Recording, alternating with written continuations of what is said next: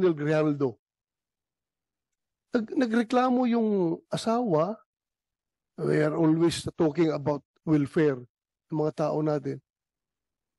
Nakakulong na yung asawa niya, pinutulan pa daw ninyo ng sweldo. Sino bang taga DP? DP. Upo ka dito.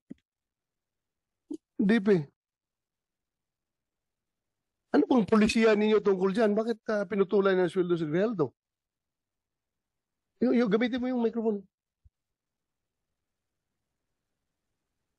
Sir, si Colonel Grijaldo, sir. Ano ka sa DP? Division Chief, sir. Ng? Policies, Plans, and Program Division. So you represent DP and the Chief PNP as far as the Grijaldo case is concerned? Am I right? Sige, sagutin mo lang yung mga tanong ko. Sige, anong sasabi mo? Colonel Grijaldo, sir, is considered allowpay, sir. Allowpay. Automatic leave of absence without pay, sir. Why? Na-contempt siya, sir, so hindi siya makapagtrabaho. And I don't know, sir, kung may order na rin siya, sir, as allowpay. Hindi ba nyo titingnan na double whammy yan on the part of Grijaldo? Sobrang injustice na yan sa kanya. He's suffering from injustice sa pagkakulong niya ngayon for telling the truth. Dapat ang PNP, you should be proud of him for standing for what is right and for standing for the truth. Dapat na i-consider yung bayani yung si Colonel Grijaldo dahil hindi siya nagpapatinag eh. Sinasabi niya katotohanan. Kahit na i-contempt niyo ako ilang beses dito, kahit na ikulong niyo ako ng ilang beses, basta yan ang katotohanan, panindigan ko yan. Dapat, he deserves your applause. Kayong PNP, tinayo niya yung bandera ng institusyon ng PNP na kami ay ganito. Hindi kami natatakot kahit sinong mga congressman kayo dyan na mag-intimidate sa akin. Basta katotohanan lang ako. Bakit ginanon ninyo yung tao ninyo? Isn't it very double injustice on his part? Na wala na makain yung pamilya niya dahil pinutulan niyo ng sweldo? Hindi naman niya, he did not violate any law. To tell you frankly. I-interpret na ninyo yung batas to the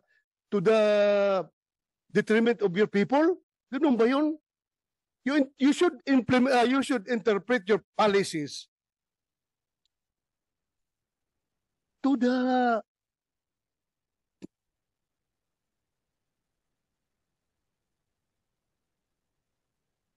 advantage of your people.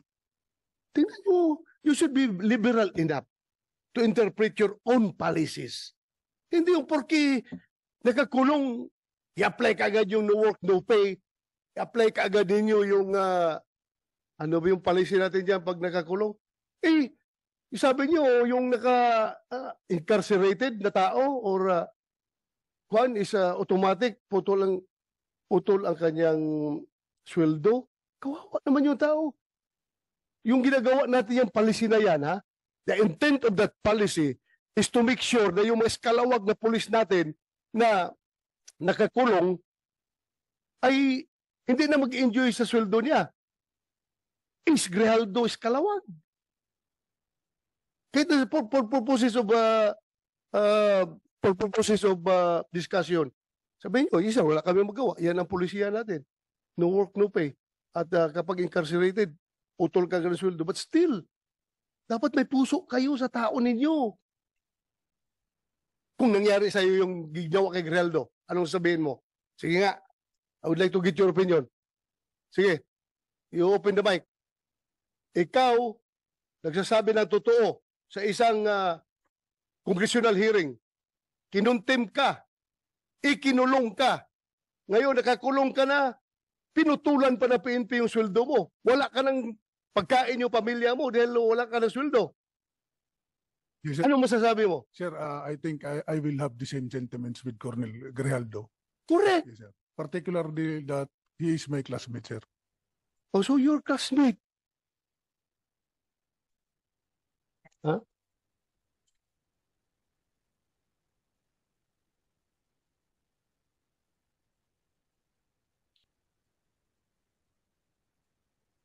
Alam mo, kayo dapat, dapat manindigan kayo para sa tao ninyo. Not even the House of Representatives, not even the Senate could force you to do injustice to your people. That is double injustice. Ang ginagawa niyo. Tumayo kayo. Ano lang sabihin ng mga patrolman ninyo ngayon doon sa baba? Ganito na lang among PNP, walang bayag. Kinakawawa na nga kami. Kinakawawa pa kami ng sariling ahensya namin. Kapaka-heartless naman ninyo kapag ganun. So, classmate mo si Grijaldo. So, ano ngayon? Hindi kayo naawa.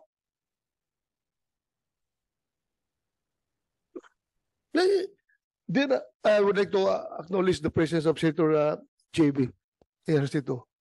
Thank you, Your Honor, for joining. Alam mo,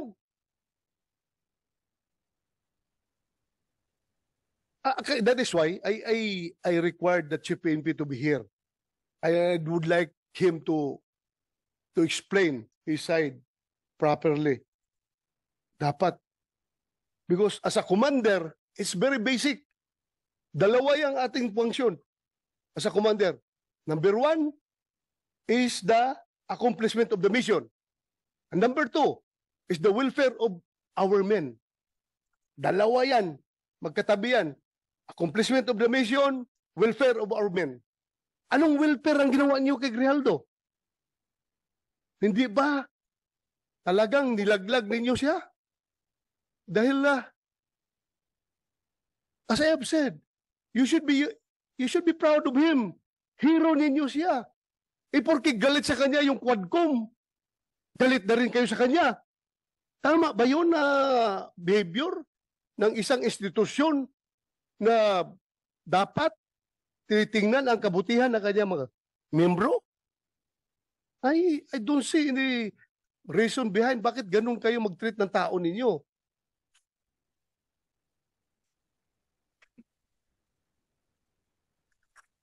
Yes. Can we get your opinion? Your Honor, with respect to the actions of the House of Representatives, unfortunately, that's beyond the jurisdiction, Your Honor, of the Internal Affairs. We don't have an active. That meron kayong control doon sa Quadcom. Wala kayong control, but you have control to your own policies sa pag-apply niyo sa tao niyo, sa polisiyan niyo. Yes, Your Honor. To that end, Your Honor, we have not, so far as Internal Affairs Service is concerned, we have not instituted or recommended as of yet, Your Honor, any disciplinary action on arising from the proceedings in the House of Representatives, Your Honor. Please tingnan ninyo mabuti yan. It's time for you to show to the world that the Philippine National Police is indeed an institution that takes care of its own people. Huwag naman ninyong ganyanin yung tao ninyo. Ikinungulong na nga.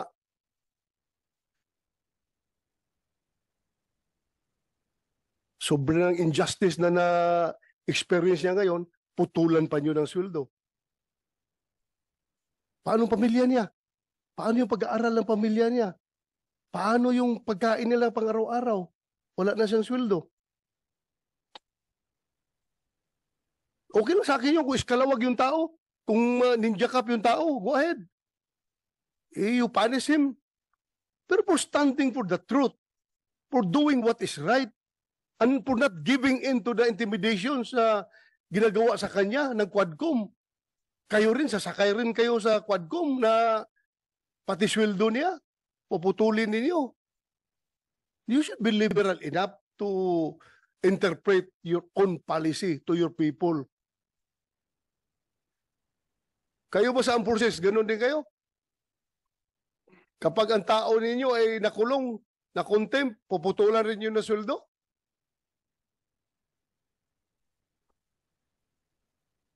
Anybody from the armed forces can speak up?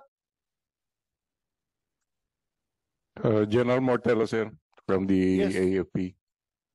In our case, sir, it's all based on the legal requirements of to discipline our people. So it's all within the bounds of policies within the organization. We have yung tinatawag namin, sir, na the right of the commander to institute punishment. So meron sa the AW 105, sir.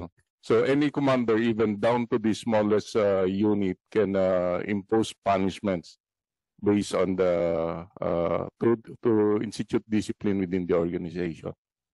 So hindi basta-basta. Meaning, the commander still has the discretion. Yes, sir. Yeah.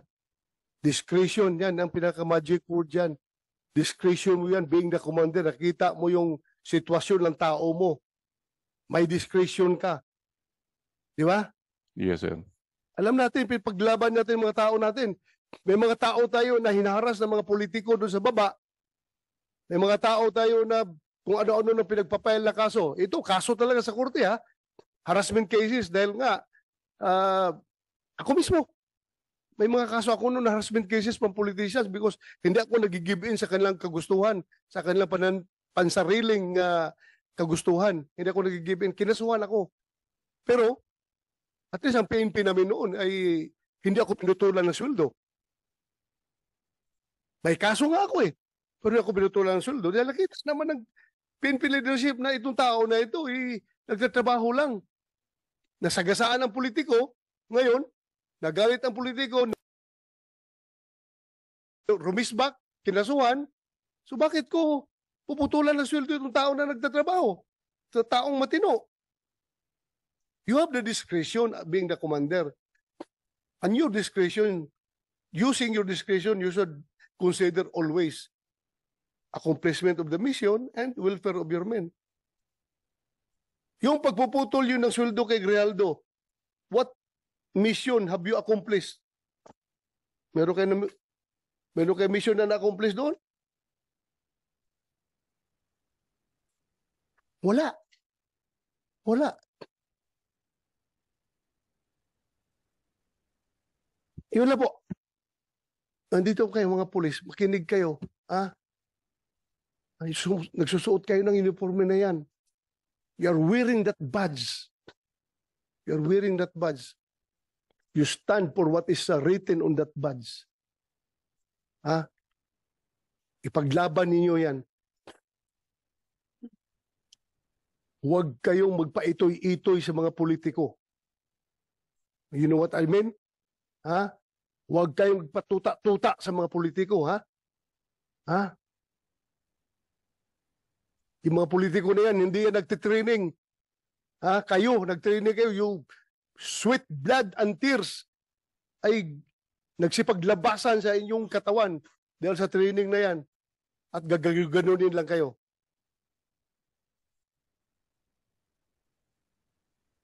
Paglaban ninyo, tauhan ninyo. My God, if I were the Chief PNP at this time, I don't know. Pag ginaganon yung tao ko, I can never sleep soundly at night kapag mayroong injustice na ginagawa sa aking tauhan. More so, the injustice is coming from my own institution itself. Sabi ko kasi magpakamatay ako para sa aking tauhan kapag ginaganyan yung tao ko. Lalong-lalo na kapag ang tao ko ay nagsasabi lang ng katotohanan at pinanindigan kung ano ang tama. DP, you relay my messages to the DP. And to your Chief PNP. I-relay nyo yung mensahe ko. Sana naman nakikinig kayo. Hindi ko kayo pwedeng diktahan on what to do because that is already overreach on my part. May sarili kayong chain of command. Sundin ninyo. Pero sa akin lang, as may oversight function, nakikita ko talaga sobrang injustice na ginawa nyo kay Grijaldo. Paglaban nyo yung tauhan nyo. Lalong-lalo na, classmate mo yun. Sobra. Sobra ang nangyari sa kanya. Eh, anong sabihin ngayon ng ibang mga opisyal ninyo? Ibang mga tauhan ninyo? Ganito pala ngayon. Hindi pala ako kayang dipinsahan ng aking sariling institusyon kapag ako'y lumalaban sa tama at sa katotohanan. Hindi pala ako kayang dipinsahan. Bagkos ako pa'y pinutulan ng sweldo. Ano makakain ng pamilya ko kapag ganun? Makonsensya naman kayo. What happened to Grijaldo may happen to you. Pwede mangyari sa inyo yan. At kapag ganun kayo ka-weak as an institution, I don't know what will happen to the PNP. Lumaban kayo.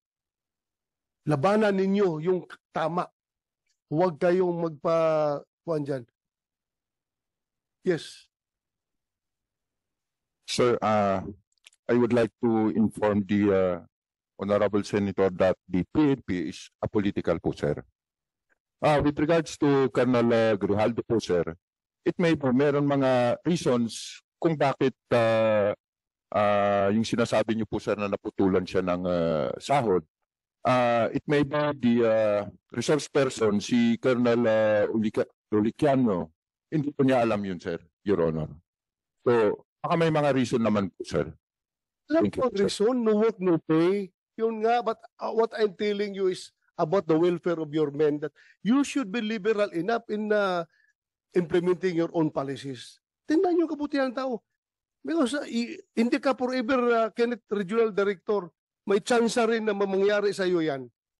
At kung pag nangyari sa iyo yan, what will you feel? Yung inustisya. I am not telling you to PNP to be political. We're not talking about politics here. We're talking about the welfare of your people. We're talking about your institution. There's no political behind my statement. What is behind my statement is yung aking pagiging pulis. Kasama niyo ako. Hindi ako outsider ng PNP. And I love the PNP. Hindi. Yung pinanggalingan ng mga pinagsasabi ko, hindi. Dahil nasa kabilang bakod kami ng politics. Wala. At akin dito. Kung ano yung uniforme na sinusuot ninyo at willing kayo na mamatay sa uniforme na yan. Yun ang aking sinasama ng loob, Kenneth. Huwag ka magsabi ng apolitical. This is not all about politics. This is all about the PNP as an institution that you should look out for the welfare of your people. Yun ang kinasama ng loob ko. Sir. Go ahead. Sir, kami nga po ay nagpapasalamat dahil kasama niyo po kasama namin po kayo, sir, as the former chief PNP. However, ang sinasabi ko po, sir, baka naman itong si Colonel Ulicanio, hindi niya alam yung underlying circumstances kung meron pang dahilan kung bakit po naputulan ng sahod si Colonel Grijaldo. Yun lang po, sir. Then inform us kung ano. Huwag tayong ilatag natin ang braha. Ilatag natin ang braha kung bakit talaga ninyo ginanon yung tao. Tatanungin natin. Yes, sir. Did he violate the law? Meron ba siya binayulit na batas? Yung pagka-contempt niya, kasalanan ba niya yun? Kasalanan ba niya? I'm sure all of you were watching the proceedings. Kasalanan niya kung ipagtayo niya yung katotohanan? Panindigan niya yung katotohanan? You want to say something? Yes, sir. Based on our policy, sir, yung allowpay po kasi, sir, once hindi siya makapag-perform, katulad nung nakulong, sir, so he will be issued orders as allowpay, sir. Then, corresponding to that, yung salary niya, sir, talagang puputulin din based on the... Wala akong question dyan. Alam ko may mga policy na ganyan. What I am telling you about is how you interpret your policies. Maawa naman kayo sa tao ninyo. Yun lang sa akin. Welfare of your men. Yun lang sa akin. Ah, I hope you get me right. I hope. Hindi ko sinasabi na pag walang tapon niyo yung mga palisin ninyo dahil ginawa yan, may rason yan. At ang rason yan, I should be clear to you. Bakit natin ginawa yan? Kasi yung mga iskalawag na pulis na patuloy pa rin na nagtatanggap ng sweldo kahit may mga kaso, yan, ginawa natin yan. Pero in the case of Rijaldo, dapat sabi ko nga sa inyo, dapat marunong kayo mag-interpret your own policy to your advantage. Kayo, advantage ninyo sa inyo. Huwag naman na ganunin yung tao ninyo. So, yeah, you want to say something? Yes, sir. Sir, we will submit ASAP, sir, yung documents regarding Colonel Grijaldo, sir, to your office. And we will also inform yung office concerned, Your Honor. Thank you po. Thank you. Salamat. You want to say something, Senator JB? Please, you have the floor, Your Honor. Good morning, magandang umaga.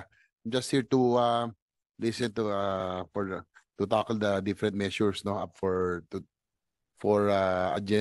agenda this morning. Pero siguro pasalamatan ko lang narinig ko kasi kanina yung na bring up yung issue sa Marilaki.